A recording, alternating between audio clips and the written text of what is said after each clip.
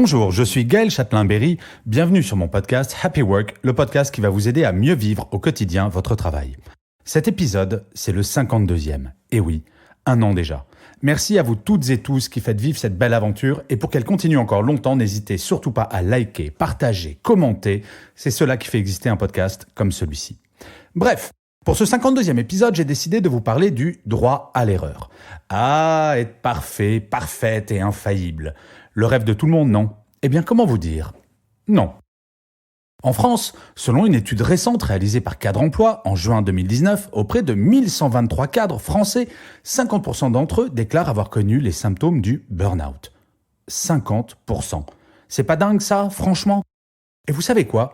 Le burn-out ne touche pas les plus faibles ou les moins bons, mais bien au contraire les plus performants et les plus impliqués. Ce sont celles et ceux qui veulent être parfaits en tout qui sont les plus sujets au burn-out du fait de leur incapacité à admettre qu'un travail peut ne pas être parfait. Vous savez, c'est celui ou celle qui reste jusqu'à pas d'heure au bureau, répond à ses mails la nuit, les week-ends et pendant ses vacances. Vous vous reconnaissez? Bon, il y a encore mieux, il y a celles et ceux qui jettent un coup d'œil à leur boîte mail pro à l'occasion d'une pause pipi ou d'un verre d'eau en plein milieu de la nuit. Mais ça, c'est un autre sujet. Et c'est quand j'écrivais ces lignes que j'ai réalisé que le droit à l'erreur était peut-être un bon rempart contre ce mal qui devient un véritable fléau en France, mais pas uniquement. Fléau humain et économique. Personne n'a intérêt à ne pas lutter contre le burn-out, que ce soit l'entreprise en quête de performance et de rentabilité, ou le salarié en quête de bien-être.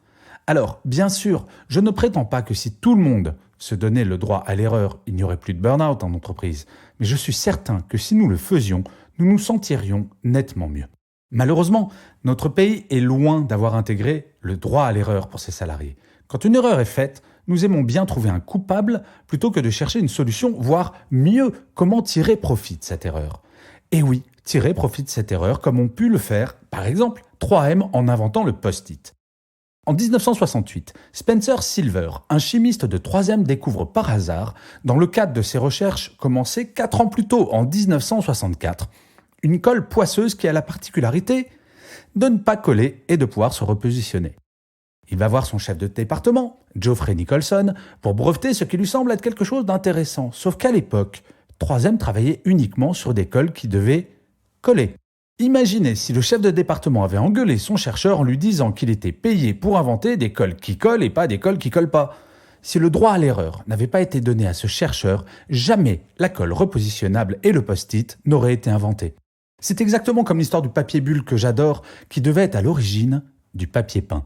En 1957, les scientifiques Alfred Fielding et Mark Chavan ont mis 2 rideaux de douche au travers d'une machine thermoréaction afin de fabriquer un papier peint texturé qui pourrait être facilement lavé. C'était l'idée à l'origine.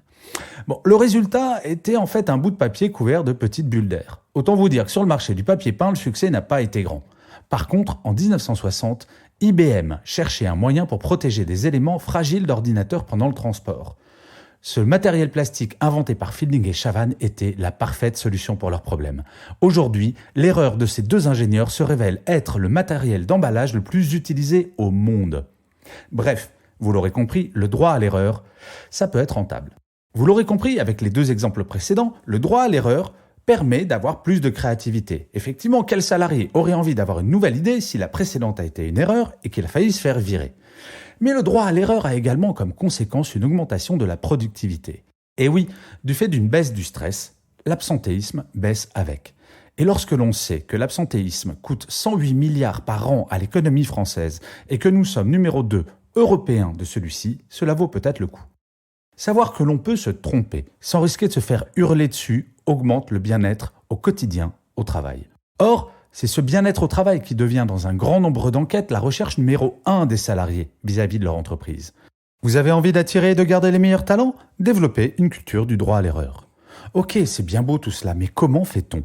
Il ne suffit pas de décréter que l'on a un droit à l'erreur pour que cela devienne une part de la culture d'entreprise. Eh bien, presque. Pour que le droit à l'erreur devienne une réalité, c'est assez simple. En premier, il faut dire aux équipes que vous avez le droit de vous tromper. Cela semble idiot, mais verbaliser ce fait ne se fait que rarement et pourtant c'est central. On dit qu'en amour, il n'y a pas d'amour sans preuve d'amour. Eh bien, il en va de même pour le droit à l'erreur. Ensuite, il faut expliquer ce qui se passe en cas d'erreur. Expliquer que si cela arrive, la sanction ne sera pas au cœur de l'action, mais au contraire, calmement. Il s'agira de tirer les enseignements de cette erreur, de voir ce qui peut faire progresser. Nous avons trop souvent tendance à chercher des coupables en cas de problème plutôt que de chercher des solutions. C'est par exemple ce qu'a mis en place Air France avec les gens qui travaillent sur le tarmac. Effectivement, si un technicien qui va regarder un avion fait une erreur, il vaut mieux qu'il aille voir son chef tranquillement et lui dire « Tiens, je pense que j'ai fait une bêtise » et que cette bêtise soit corrigée avant qu'il n'y ait un drame. Enfin, il faut que tout le monde comprenne que le problème n'est pas l'erreur, mais la répétition de celle-ci. Pour apprendre à marcher, il faut tomber, c'est bien connu.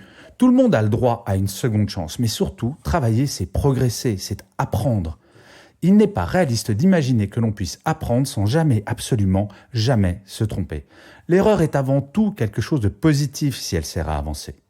Bref, vous l'aurez compris, le droit à l'erreur n'est pas une option en entreprise, c'est un fondamental, un incontournable.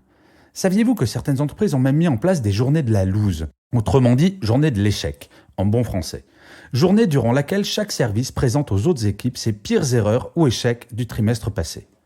Eh bien, dans ces entreprises, non seulement les salariés osent essayer de nouvelles choses, n'ayant pas peur de se faire virer si cela ne marche pas, mais surtout, si un département s'est planté, le département voisin évitera sans aucun doute de faire la même erreur. Mais mieux, un autre département pourrait transformer cet échec en succès grâce à une nouvelle idée en rebondissant sur l'erreur. Tant de choses ont été créées par erreur, comme je vous le disais en introduction. Et je finirai cet épisode de Happy Work par une citation de Dostoïevski qui disait « Une erreur originale vaut mieux qu'une vérité banale ». Je vous remercie 1000 fois d'avoir écouté cet épisode de Happy Work. Je vous dis à la semaine prochaine et d'ici là, prenez soin de vous.